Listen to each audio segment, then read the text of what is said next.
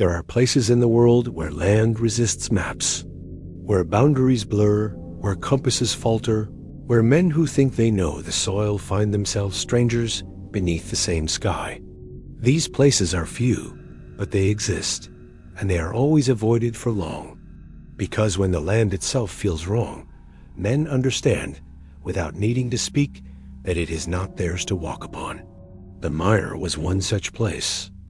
It lay at the edge of old swamplands in the south, a stretch of stagnant water and peat too deep for farming and too shifting for roads.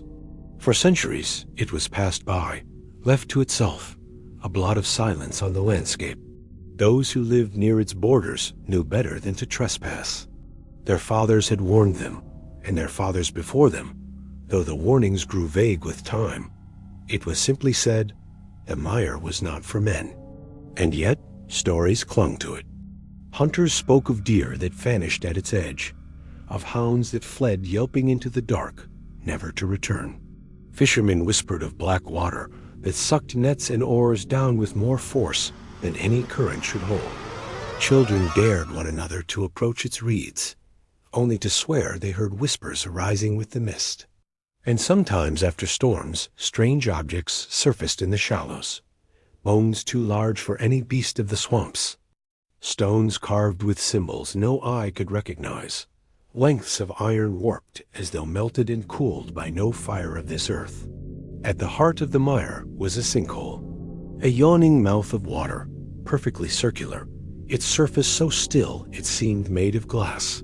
It was not marked on maps. Pilots flying overhead claimed it shifted position between flights. The hole was called many names, the Black Vortex, the drowned mouth, the still eye, but always with a shiver, always with the knowledge that naming it at all was dangerous. Those who lingered near it long enough felt time grow strange. Watches slowed or raced. Shadows bent in the wrong direction. Men grew old in days, or else found themselves unchanged after decades. There were stories of a farmer who entered as a young man and was found centuries later, bones fused with peat, eyes still wet in sockets. A soldier who stumbled into the Mire during maneuvers and returned 3 days later, pale and silent, though he had been buried in another state 10 years prior. The vortex was not water, not truly. Those who gazed into it swore it did not reflect the sky, but another sky, starless and deep, vast and endless. They said it showed motion below, shapes too large, too slow, coiling and uncurling in silence. Some believed it was bottomless. Others swore it led not downward, but outward, into somewhere else entirely. The land around it twisted.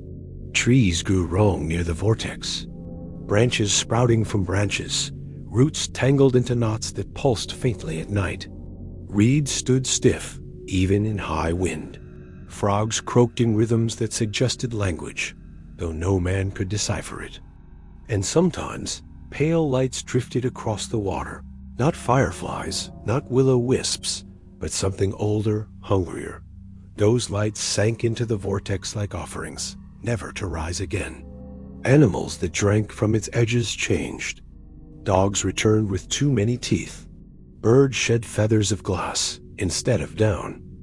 Once, a bull was led to the vortex and emerged days later in a neighboring field.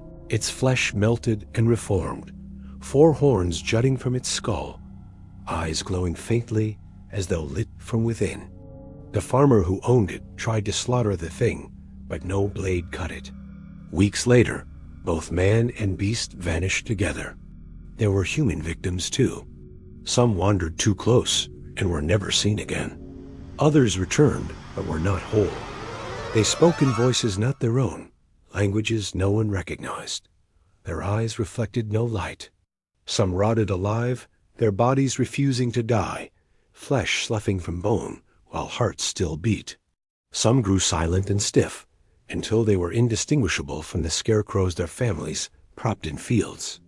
And some simply stared, night after night, at the horizon, waiting for something only they could see.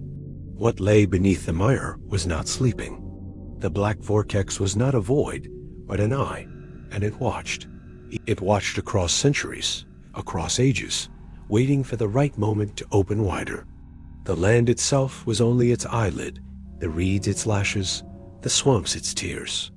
And when storms shook the earth, when thunder rolled, the eye trembled too, a ripple across its surface like the flicker of a waking glance. Some cults knew this. They came in secret, bearing offerings of blood and bone.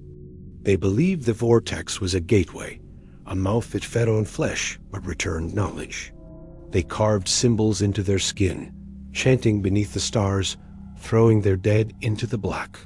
Sometimes the corpses returned, bloated and smiling, whispering secrets of places no human had ever walked.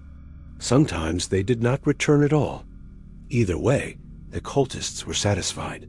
But the vortex did not serve them. It only used them. Because what lay beneath was older than gods, older than oceans, older than the earth itself.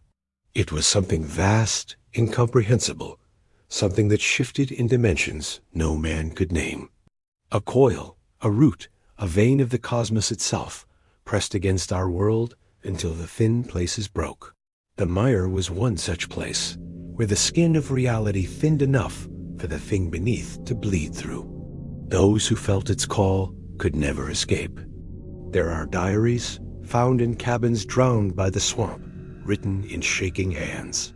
They tell of nights without dawn, of moons that filled the sky too large, of stars that bent into spirals. They tell of hearing whispers in the reeds, whispers that grew louder when ink touched paper, until words were no longer their own, but dictated by something else.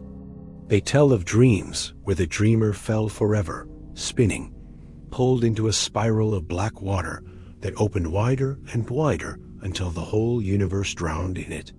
And then the diaries stop, always mid-sentence, always as if the writer was taken mid-word. Even now, the vortex waits. Satellites have photographed it. Though images degrade, pixels smear into spirals, data corrupts into static. Scientists who study it lose weeks, months, years, unable to recall what they've written. Machines break near it. Compasses spin endlessly. Radios catch signals in languages that predate mankind. The vortex does not belong to this world. It is a hole in the skin of the universe, a wound that will not heal, and wounds fester. Wounds spread. Someday, it will not be contained. Someday, the eyelid will lift fully. And when it does, the eye beneath will not only see but open, and what stirs behind it will climb through.